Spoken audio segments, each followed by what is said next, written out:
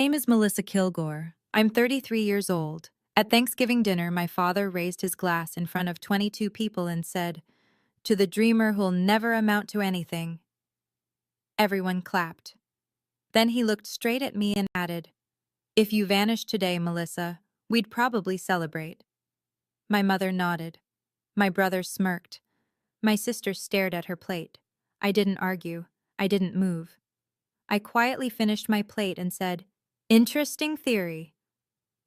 They don't know what I've been secretly doing for them over the past 18 months.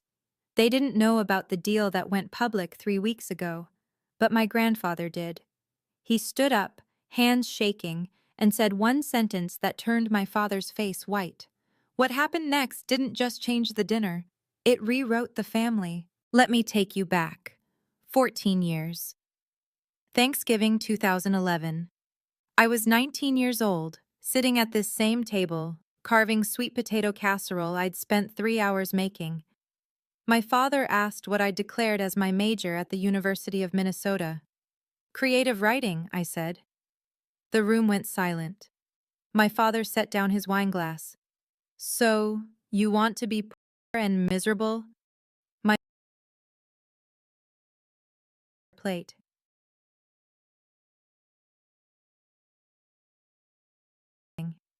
My brother, already in his second year of pharmacy school, laughed. "At least I picked something practical." My father leaned back in his chair, smiled like he'd just proven a point. "Creative writing? That's not a degree, Melissa. That's a hobby you pay $50,000 to pretend is legitimate." I kept cutting the casserole. Nobody ate it. That night, my grandfather slipped me a book as I left, his old copy of The Grapes of Wrath. Inside the cover, he'd written in pencil, "Don't let them kill this." I didn't understand what he meant. Not yet. The years after graduation were a study in invisibility. I lived in a 380 square foot studio at 1124 West 28th Street in uptown Minneapolis. Rent was $1,100 a month. I worked as a freelance editor for academic publishers. $2,800 a month. Just enough. Every family gathering, the script was the same. "Still editing other people's work?" my father would ask. "When will you write something that pays?" I'd explain I was working on a novel. He'd laugh. "How many years now? 5?"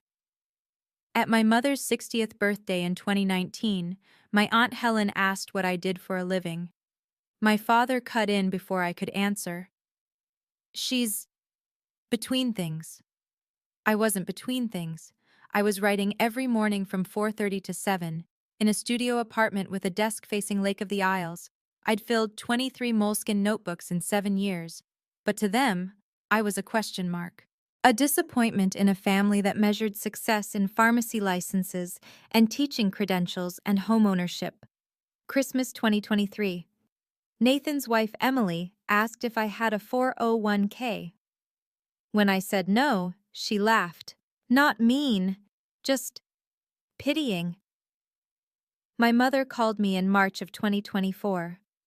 2 weeks after I'd received my first advance payment of $205,000. "It's not too late to go back to school, Mel," she said. "Maybe nursing, teaching, something stable." I said I'd think about it. I didn't tell her I'd just signed a $1.85 million book deal with Penguin Random House, because I knew exactly what would happen if I did. The Thanksgiving hierarchy was ironclad. My father sat at the head, my mother to his right, Nathan in position 2, the seat of honor. Claire, my younger sister, got acknowledgement for being a teacher and raising 2 kids alone. And me? Melissa's here too. That was it. No toast, no questions about my life. At Thanksgiving 2023, when I'd already signed the biggest deal of my life, my father asked, "Still doing that editing job?" I said yes. He nodded. Turned back to Nathan. In October 2024, my mother sent me an email. "Nathan is bringing his new promotion news for Thanksgiving. Try to be happy for him, okay? I know it's hard when your siblings succeed." I read that email in my studio apartment. The same day I got a call from my film agent about a 24 wanting to option my book. I smiled, closed my laptop, and I went to Nathan's promotion dinner and clapped for 10 straight minutes while my father gave a speech about real success and contributing to society. I kept smiling, because by then, I'd been on the New York Times bestseller list for 12 weeks, and not one of them knew. But they had no idea what I'd been building in the 4 a.m. silence of my studio apartment. And I planned to keep it that way, at least until I was ready. January 2022. I started writing the book that would change everything. I called it The Weight of Winter.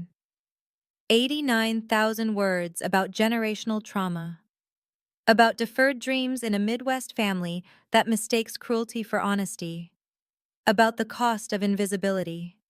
I wrote it for my grandfather. He'd given me his old manuscript the year before, a short story collection from 1976 that sold 800 copies and won a regional award before my grandmother told him to get a real job. Every morning, 4:30 to 7, I wrote. By June 2023, I had a finished manuscript. I sent 47 query letters to literary agents. 46 said no. The 47th was Victoria Chen at WME. She replied 3 days later. Melissa, her email said. I stayed up until 3 a.m., reading The Weight of Winter. This is stunning. Can we talk tomorrow? We talked. She cried on the phone, said she wanted to send it to editors at the Big Five publishers. I said yes. I didn't tell my family I had an agent. August 2023. Victoria submitted my manuscript to 8 editors. Within 2 weeks, 5 of them made offers. February 14th, 2024. Valentine's Day. I was eating a Chipotle burrito bowl alone when Victoria texted me. Penguin just offered $1.85 million for 3 books. Call me now. I called. Is this real? I asked. As real as it gets, Victoria said. You're a fucking novelist, Melissa. The deal structure: $615,000 for book 1, $615 for book 2, $620 for book 3, paid in installments. I signed the contract at Caribou Coffee on Hennepin Avenue. 47 pages. I read every word. It took 6 hours. The first advance payment hit my account on February 28th, $205,000. After agent commission and taxes, I netted about $128,000, more money than I'd made in 3 years of freelancing. I cried in the Chipotle bathroom. Then I went to my parents' house for Sunday dinner, and I didn't say a word. The book published on June 11th, 2025. The cover was a winter landscape, bare tree, muted blue and gray. My editor at Viking, Samantha Brooks, sent me the first printed copy in May. I held it in my hands and couldn't breathe. Kirkus gave it a starred review in April. A devastating meditation on family, ambition, and the courage to choose yourself. Kilgore's prose cuts to the bone. On June 18th, I debuted at number 15 on the New York Times bestseller list. I saw the announcement at 5 a.m. in my studio, alone. Victoria texted me at 8:12. You're on the list, number 15. This is just the beginning. She was right. Every week, the book climbed. 15, 12, 8, 5. By October, I'd been at number 3 for 6 consecutive weeks. My family still thought I was editing academic papers for $2,800 a month. October 8th, 2025, 11 a.m. Reese Witherspoon posted on Instagram. October Book Club pick, The Weight of Winter by Melissa Kilgore, a story about family, sacrifice, and finding your voice. I sobbed. You will too. 2.4 million likes in 24 hours. Sales spiked by 600% overnight. My publisher rushed to print 50,000 additional copies. I got 6 emails from people I went to college with. OMG, is this you? I replied, yeah, haha. I didn't tell my family. 3 weeks before Thanksgiving, an old roommate called me. Melissa, I just saw Reese's post. When were you going to tell me you're a New York Times best-selling author? I don't know, I said. I guess I'm still processing it. That was a lie. I knew exactly why I hadn't told anyone, because the moment I did, it would stop being mine. September 18th, 2025. My film agent emailed, "A 24 wants the rights." 10 days later, they offered $620,000. I accepted on October 2nd. Deadline Hollywood published the announcement on October 5th. A 24 acquires The Weight of Winter, debut novel by Melissa Kilgore, lands prestige adaptation deal. The payment hit my account on October 18th. After agent fees and taxes, I netted $389,600. I celebrated by getting Chipotle. Again. Then I rewatched Lady Bird, and a 24 film.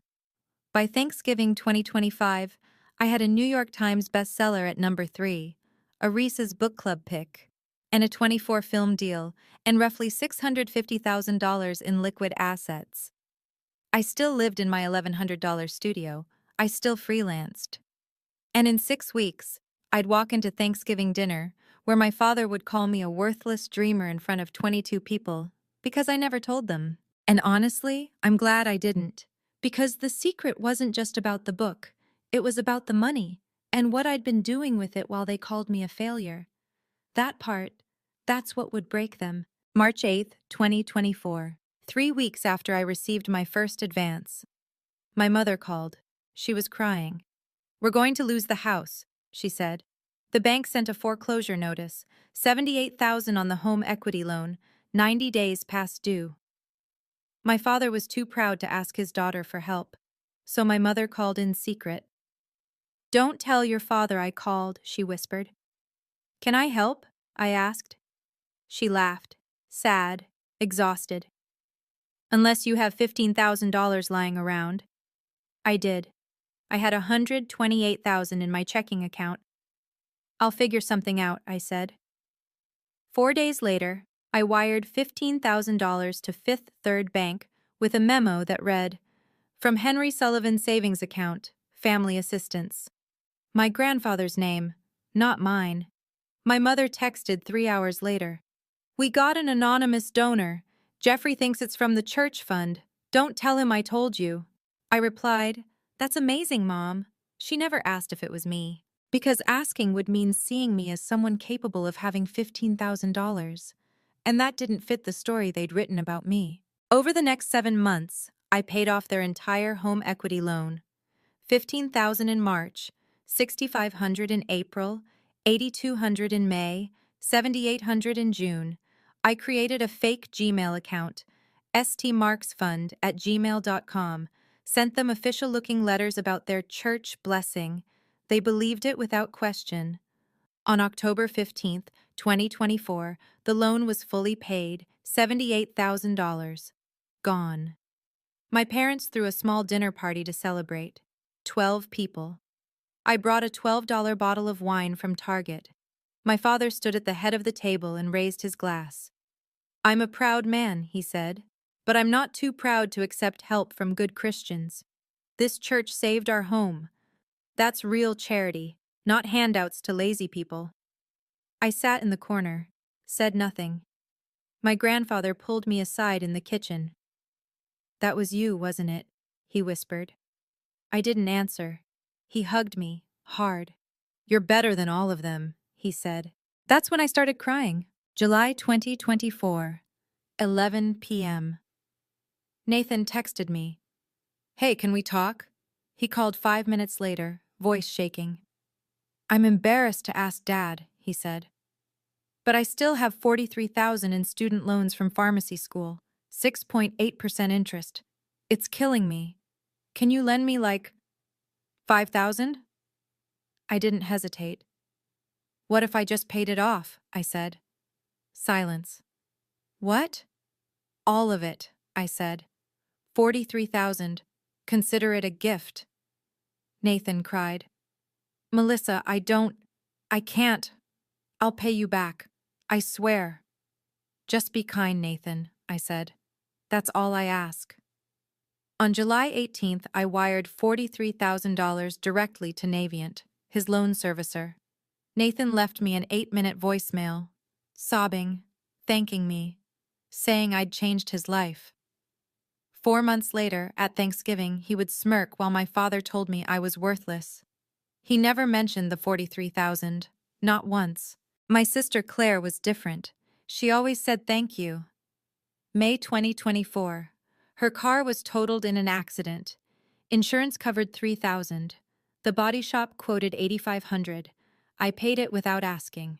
September 2024. Her 4-year-old son needed minor surgery. Out-of-pocket cost, $12,000. I covered it. February 2025. Her furnace died in the middle of a Minnesota winter. Replacement cost, 8,500. I transferred the money the same day. Total for Claire, $29,000. She thanked me every time, but she never asked where a freelance editor making $2,800 a month got that kind of money, because asking would mean acknowledging I might be more than they thought. An acknowledgement requires seeing someone. Claire was the only one who ever said thank you, but even she never asked. October 12th, 2025, 11:08 p.m. Nathan sent a Venmo request. 3,200, mortgage, will explain soon, I promise. I approved it at 10:01. I texted him. You okay? Yeah, just weird timing with work stuff, thank you. October 28th. Another request. $1,800. November 15th. 2,500. $7,500 in 5 weeks. I sent it all. I didn't ask questions, and Nathan didn't explain. 12 days before Thanksgiving, I sent him the last $2,500. 12 days before he'd laugh while my father called me worthless. I'd given them $157,500 in 20 months. I kept their house. I cleared Nathan's debt. I fixed Claire's life 3 times over. And not one of them knew. Because they never asked. Asking would mean seeing me as someone with value, and they couldn't afford to do that. Because then they'd have to admit they were wrong. Even as they called me worthless, I kept their lights on. And they never asked where the money came from, because asking would mean seeing me. Let me tell you about my brother, Nathan Kilgore, 35 years old, pharmacist, golden child. At Thanksgiving 2018, my father gave a 10-minute speech about Nathan's PharmD graduation. Standing ovation, Christmas 2019. Nathan's making $88,000 a year, my father announced to the entire extended family. Easter 2022. Nathan bought a townhouse in Edina.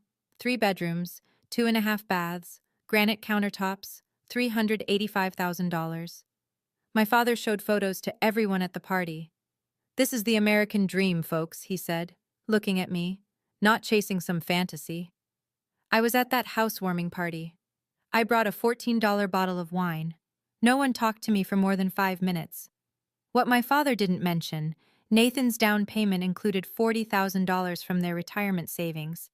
And Nathan's stable career? It was already cracking. September 12th, 2025, 2:30 p.m.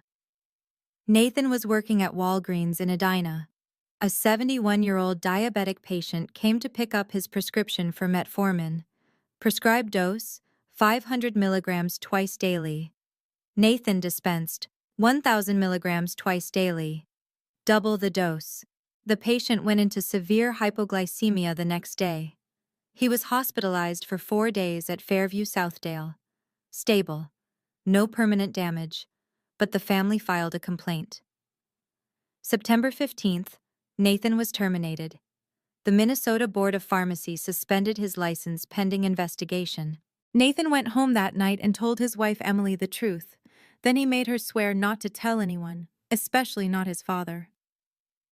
The next day, Nathan called my parents. Good news, he said, voice bright, practiced. I got offered a consulting position with a pharmacy benefits manager, fully remote, better hours, similar pay. My father was thrilled. That's wonderful! Remote work is the future, my mother cried happy tears. Nathan hung up and sat in his car in the driveway for 20 minutes. Then he opened Indeed and started applying for jobs. Over the next 2 months, he applied to 14 pharmacy positions. 8 rejected him outright. Background checks showed his suspended license. 2 gave him interviews, both passed, 0 offers. Every weekday from 8 a.m. to 5 p.m., Nathan drove to the Starbucks at Galleria Edina.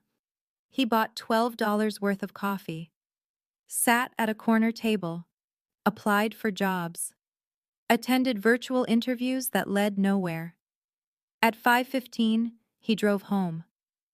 Every Sunday, he attended family dinner at my parents' house, smiled, talked about his consulting projects with scripts he'd rehearsed with Emily. My father beamed with pride. Nathan's ahead of the curve. Nathan's savings when he was fired, $18,000. His monthly burn rate with mortgage and expenses, $6,500. Timeline before he'd be broke, mid-December. So Nathan came to me, the sister my father called worthless, the one who'd never amount to anything. He asked for $3,200, then $1,800, then $2,500, and I gave it to him, every time. No questions asked. November 26th, the day before Thanksgiving. Nathan got his 14th rejection email. He sat in his Audi Q5 in the Starbucks parking lot and cried for 20 minutes. Then he drove to our parents' house to help prep for tomorrow's dinner, where my father would toast to the family's success story. But I knew the truth he was hiding. I knew about the termination letter, the suspended license, the 14 rejections, the $7,500 he'd borrowed from me in 6 weeks. And I knew that in 12 days, when everything came out, Nathan's golden throne would shatter. I just didn't know I'd be the one holding the hammer. November 27th, 2025, Thanksgiving. 22 people were gathering at my parents' house on Nicollet Avenue, the same house I'd saved from foreclosure. I knew the guest list by heart.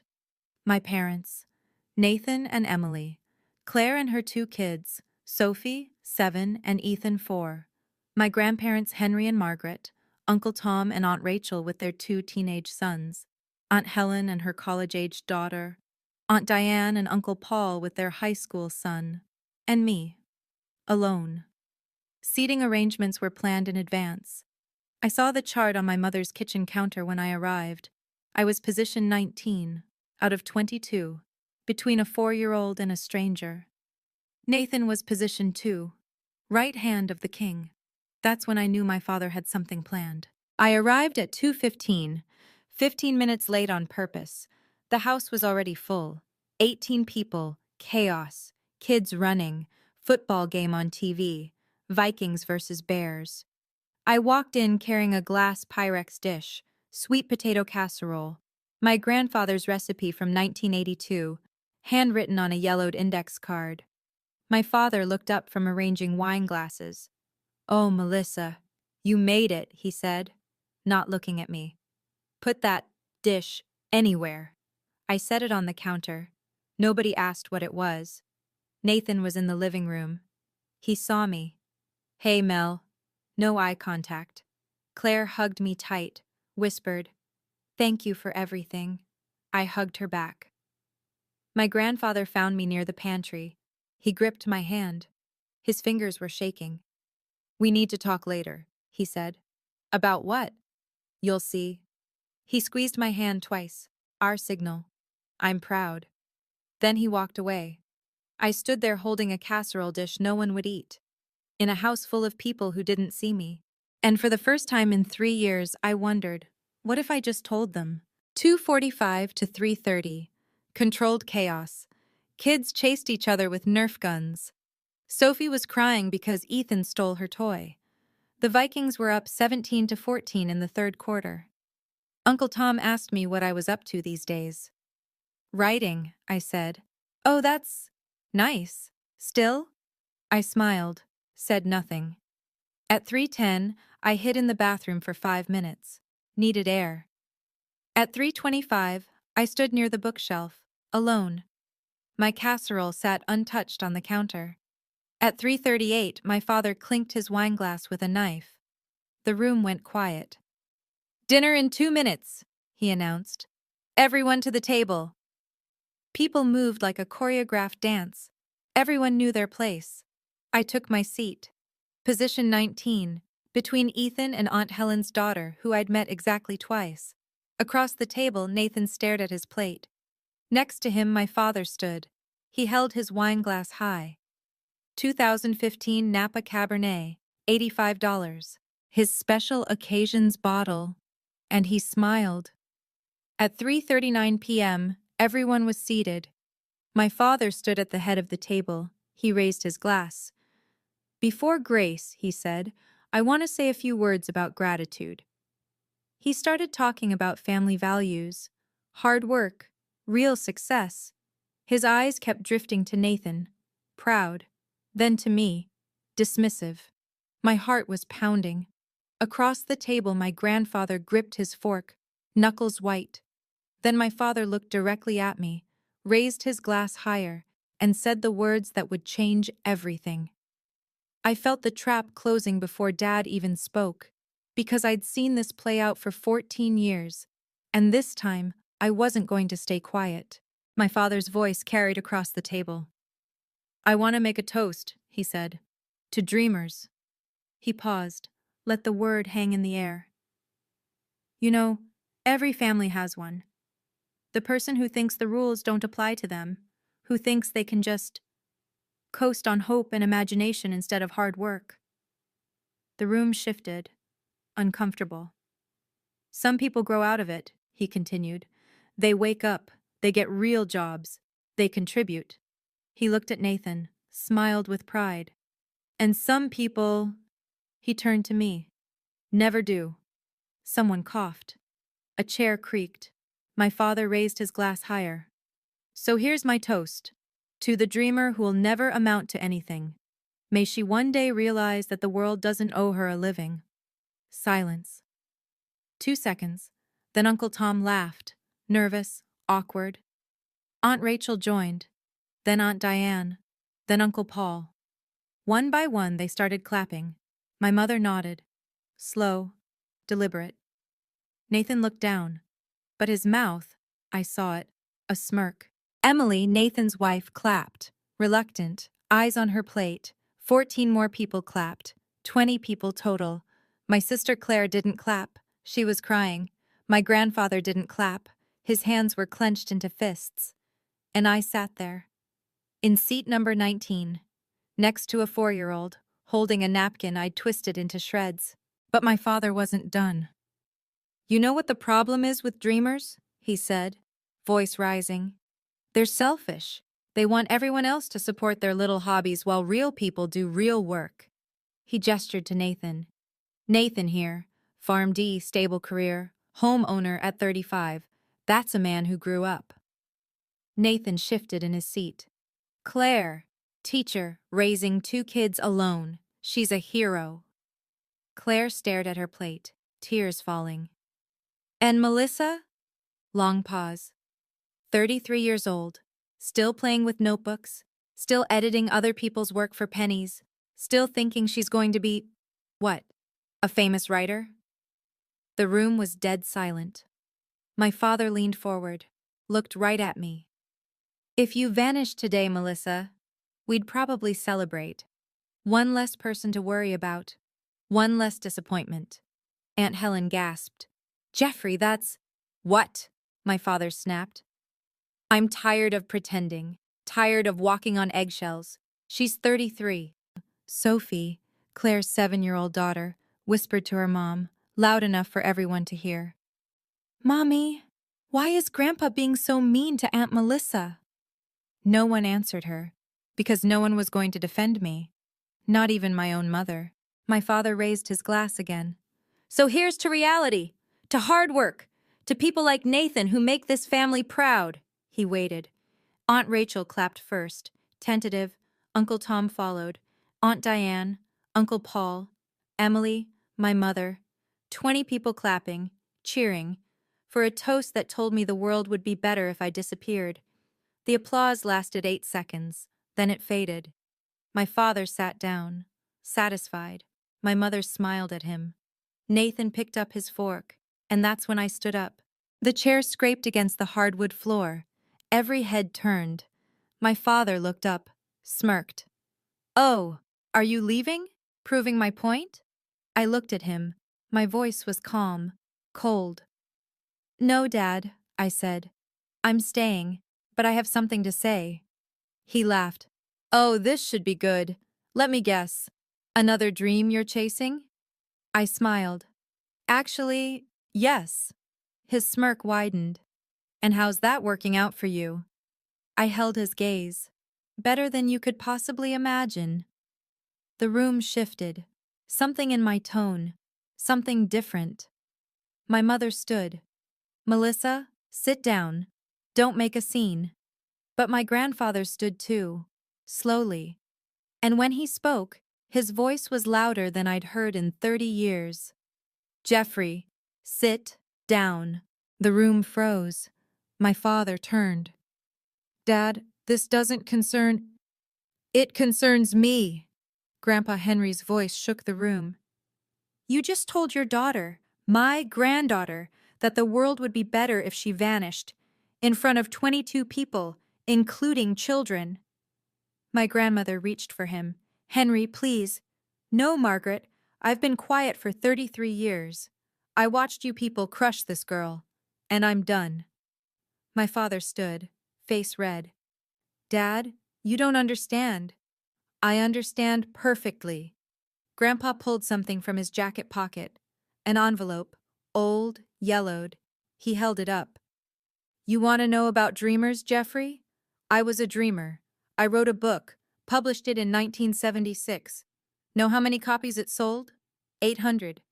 Know what you did? You and Linda told me to get a real job, so I sold insurance for 30 years and hated every second." The room was silent. Henry's hands trembled as he unfolded the letter. "But before I tell you about Melissa's dream," he said, voice shaking, "let's talk about yours, Jeffrey." My father's face went white. 22 people laughed. I stood up. My grandfather held up the letter. "This," he said, "is dated June 12th, 1998. He started reading. "Dear Dad, I need your help. I want to start my own accounting practice, but the banks won't give me a loan.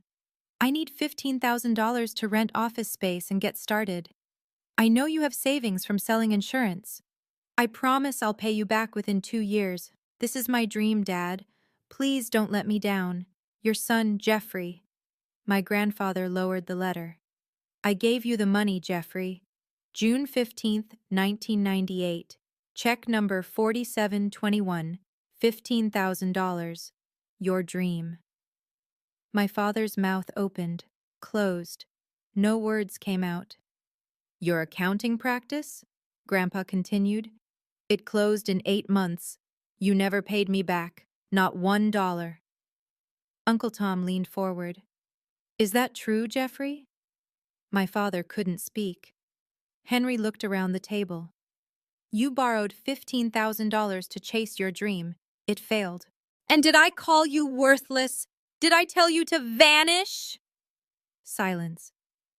"No, I said, try again, son. You'll figure it out." "And you did. You got a job at a firm. You rebuilt. Because that's what you do when someone fails. You support them." He turned to my father. "But you didn't support Melissa.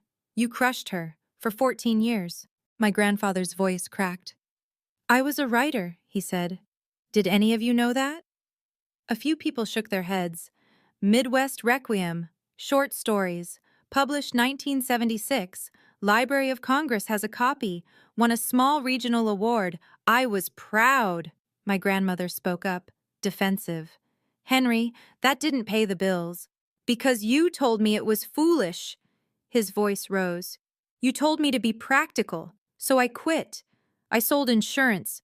And every single day for 30 years, I wondered what I could have written if I'd kept going." He turned to me. His eyes were wet. "When Melissa told me she wanted to write, I saw myself, and I thought, maybe I can help her not make my mistake. Maybe she can be brave enough to keep going." He walked closer to my end of the table. "You sent me your manuscript in 2023, he said. The Weight of Winter. I read it in one night. I cried, Melissa, Because you wrote the book I never had the courage to write, about family, about dreams we bury to make other people comfortable, about the cost of invisibility. Tears ran down my face. I'm sorry I didn't defend you sooner, he said. I'm sorry I let them make you feel small. But I'm not staying quiet anymore. My mother interrupted, voice sharp. This is ridiculous. Melissa hasn't published anything. She edits for $2,000 a month. My grandfather smiled. Actually, Linda, she has. He pulled out his phone. An iPhone 13 I'd bought him last Christmas. He opened Amazon, turned the screen to face the table. Melissa published a novel, June 11th, 2025. The Weight of Winter, Penguin Random House. People leaned forward, squinting. It's been on the New York Times bestseller list for 18 weeks. The room erupted, multiple people talking at once. Nathan stood. What? That's not… Melissa, is that true? I looked at him. Yes. My mother's face went pale. Why didn't you tell us? I looked at her. Let the question hang. Then I answered. Would you have believed me? She didn't respond. My grandfather scrolled on his phone. Current rank, he read. Number 3 on the New York Times bestseller list. Reese's Book Club pick for October 2025. Film rights acquired by A24 Pictures. He looked up. That's the real A24, the studio that made Everything Everywhere all at once. Aunt Rachel grabbed his phone. Let me see that. Oh my God. That's Melissa's name. Uncle Tom stood, walked around the table, looked at the screen. How much money? My father finally spoke, voice tight. This is fake. She probably made a website or… I reached into my purse, pulled out my phone, unlocked it. Want to see the contract, Dad? I opened my email app, scrolled, found the message from Samantha Brooks, my editor at Penguin Random House. Subject line, offer, The Weight of Winter. 3-book deal. Date, February 14th, 2024. 2:51 p.m. I passed my phone to Claire. She read it. Her hands started shaking.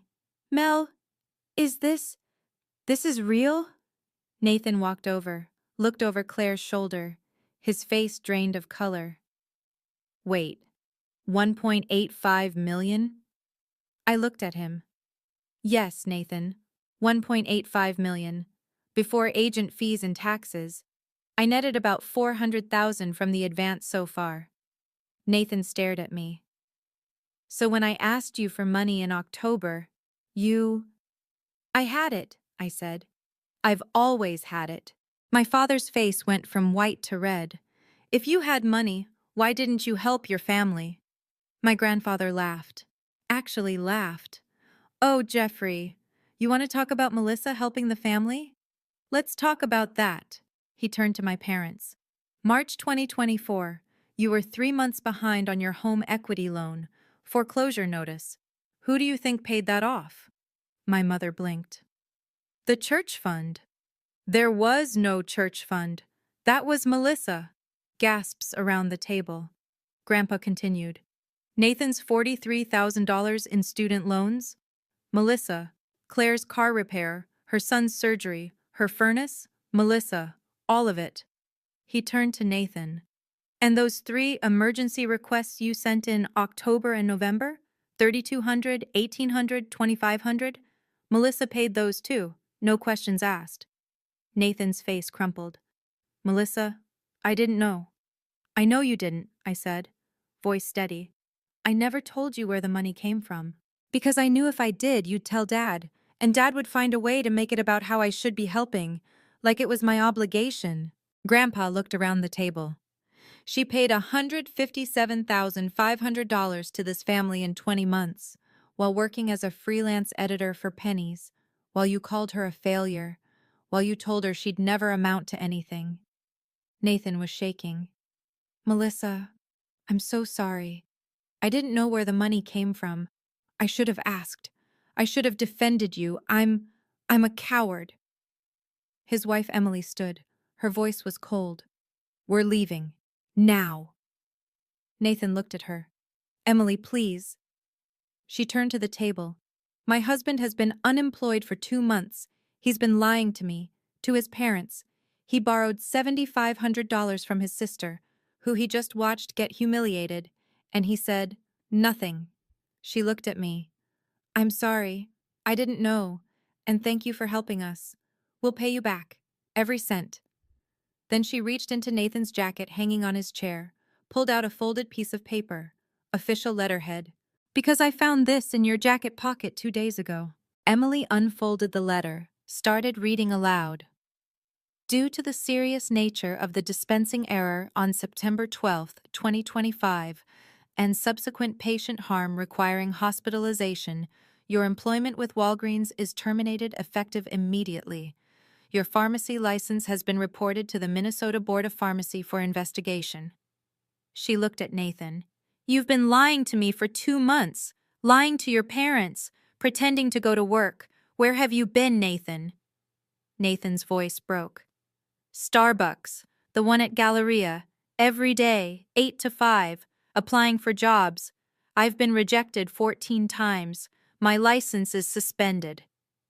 My father stood, face purple with rage.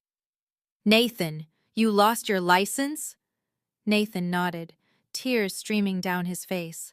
And you had Melissa, your failure sister, pay your bills?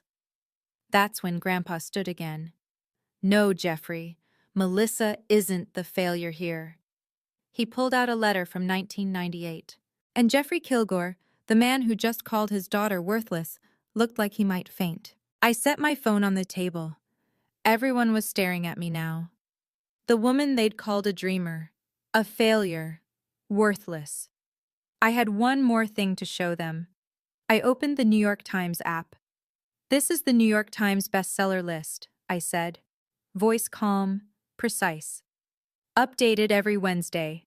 This is from November 20th, 1 week ago. I scrolled to the literary fiction category. Row 3, The Weight of Winter, by Melissa Kilgore. 18 weeks on the list.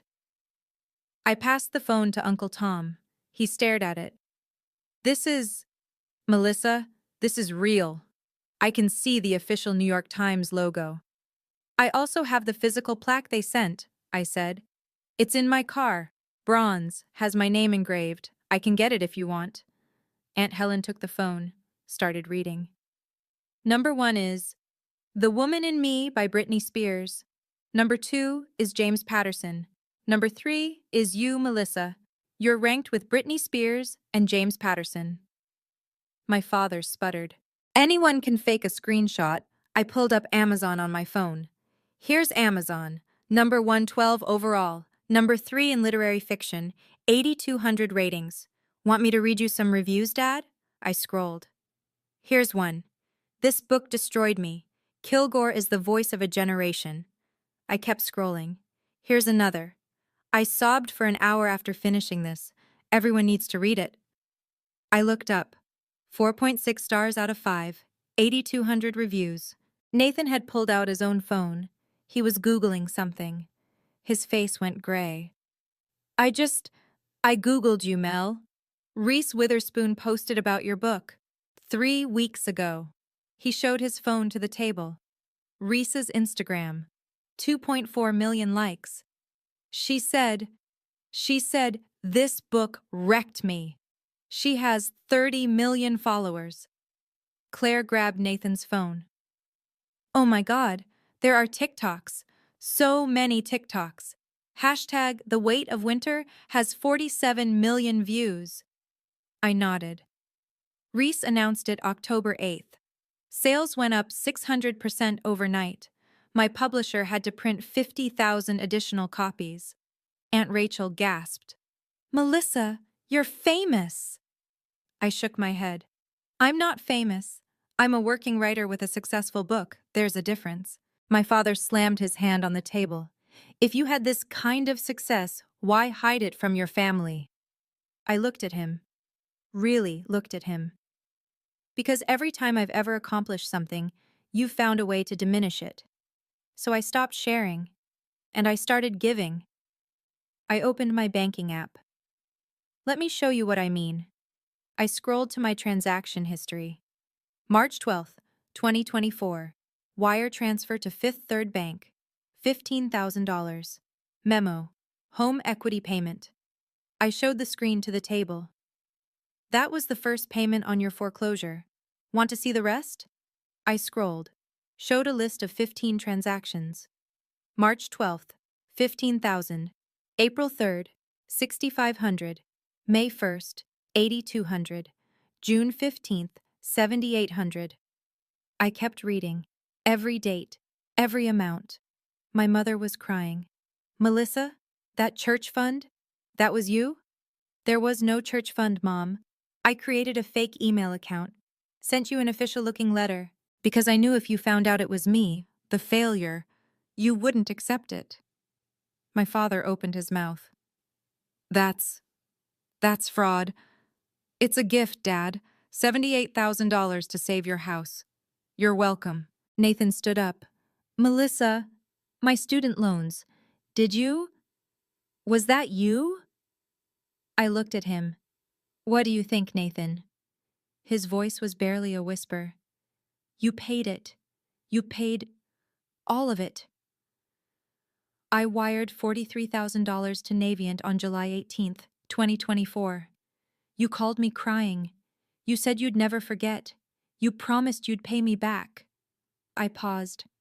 And then 4 months later, you smirked while Dad told me I'm worthless. Nathan's tears started falling. Melissa, I didn't know you were... I thought you were just being kind with money you'd saved, or... You didn't ask, Nathan. Just like you didn't ask where the $3,200 came from in October, or the $1,800, or the $2,500. You just took it, because that's what you do. You take and I give, and nobody sees me. Emily, Nathan's wife, turned to him, voice sharp as glass. Nathan, you borrowed money from Melissa in October? I was going to tell you. When? When were you going to tell me you lost your job? The room went silent. My father stared at Nathan. Nathan, what is she talking about? Nathan looked at his wife, at his father, at me. He couldn't speak. So Emily spoke for him. She stood, voice shaking with anger. In September, Nathan came home and told me he got a consulting position. Remote work, better hours. I believed him. She turned to Nathan. But that's not true, is it? She reached into his jacket, pulled out the folded termination letter again, held it up. Because I found this in your jacket pocket 2 days ago. She read it again, slower this time. Due to the serious nature of the dispensing error on September 12, 2025, and subsequent patient harm requiring hospitalization, your employment with Walgreens is terminated effective immediately. Your pharmacy license has been reported to the Minnesota Board of Pharmacy for investigation. She looked at Nathan. You've been lying to me for 2 months, lying to your parents, pretending to go to work. Where have you been, Nathan? Nathan's voice broke. Starbucks, the one at Galleria. Every day, 8 to 5. Applying for jobs. I've been rejected 14 times. My license is suspended. My father stood, face purple. Nathan, you lost your license? Nathan nodded. And you had Melissa, your failure sister, pay your bills? Grandpa stood again. No, Jeffrey. Melissa isn't the failure here. I pulled up Safari on my phone, navigated to Deadline Hollywood. There's one more thing, I said. I found the article from October 5th. Turn the screen to face the table. October 5th, 2025, a 24 Pictures acquired film rights to The Weight of Winter. The headline was visible. A 24 acquires The Weight of Winter. Melissa Kilgore. Debut novel lands prestige deal. Purchase price, $620,000. After agent fees and taxes, I netted $389,600. I looked at my father. So to answer your question, Dad, I'm doing fine. Uncle Tom whispered to Aunt Rachel. A 24 is the studio that made Everything Everywhere All at Once. And Moonlight, I said, and Lady Bird and Hereditary, yes. I set my phone down. 22 people stared at me. The woman they'd called a dreamer, a failure, worthless. I had one more thing to say. I've given you $157,500 in 20 months. I kept your house. I cleared Nathan's debt. I fixed Claire's life 3 times over. And not one of you knew. Because you never asked. Asking would mean seeing me as someone with value. And you couldn't afford to do that. Because then you'd have to admit you were wrong. I showed them the New York Times list. Row 3. My name. And I watched my father's world collapse. The room exploded. 15 people talking at once. Aunt Rachel to my mother. You had no idea? Uncle Paul to my father. You called her worthless and she paid your mortgage? Aunt Diane to Nathan. Your license is suspended? Sophie, Claire's daughter, started crying. Ethan asked, Is Aunt Melissa rich? My grandmother turned to Grandpa Henry. You knew about this? Emily grabbed Nathan's arm. We need to talk, now. My father tried to speak, tried to regain control, but Uncle Tom cut him off. No, you don't get to talk right now. Melissa does. My father stood, hands up, defensive. Okay, everyone calm down. Melissa, I didn't know. If I'd known you were successful, I would have what, Dad? My voice was ice. Been proud? Supported me? Or would you have found a way to make it about you? That's not fair. You told me if I vanished, you'd celebrate. 22 people heard you. What part of that should I forgive? My father was desperate now. I was trying to give you tough love, to motivate you. Tough love? I cut him off. Dad, you didn't tell me to work harder. You told me I was worthless. You said the world would be better without me. That's not motivation, that's cruelty. My mother stood, crying. Melissa, your father didn't mean it like that. I turned to her. Mom, you clapped. When he said I should vanish, you clapped. She reached for my hand. I pulled away. Don't touch me. You've been embarrassed by me for 33 years. Now I'm embarrassed by you. Nathan was sobbing. Full breakdown. Couldn't breathe. Mel, I'm so sorry. I didn't know where the money came from.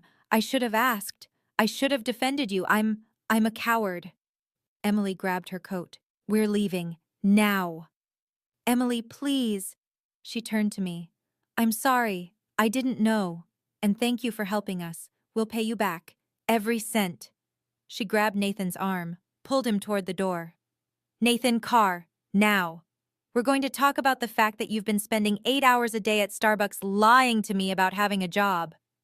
The door slammed. Nathan and Emily were gone. The golden child had fallen. Claire walked to me, wrapped her arms around me, held on tight. I'm so sorry, she whispered, for not defending you, for taking your money without asking questions, for being a coward just like Nathan. She hugged me for 2.5 minutes. I finally let myself cry. Uncle Tom approached, hands in pockets. Melissa, I apologize. I clapped, I was wrong. What your dad said was cruel, and I should have said something. Aunt Helen touched my shoulder. I'm proud of you, sweetheart. Always have been. My grandfather gripped my shoulders, looked me in the eyes. You are magnificent. 4 people apologized. 18 didn't. My father stood at the head of the table, silent. My mother sat in her chair, crying. The turkey sat on the counter, uncarved, cold. Nobody moved to eat. Nathan's wife found the termination letter in his jacket, and the golden child's throne didn't just crack. It shattered into dust. I walked to the head of the table, where my father had been standing. I looked at all 20 people still in the room. I'm going to say this once, I said. I love you all, but I will not be disrespected anymore. Here are my boundaries. I counted on my fingers. 1. No more jokes about my career.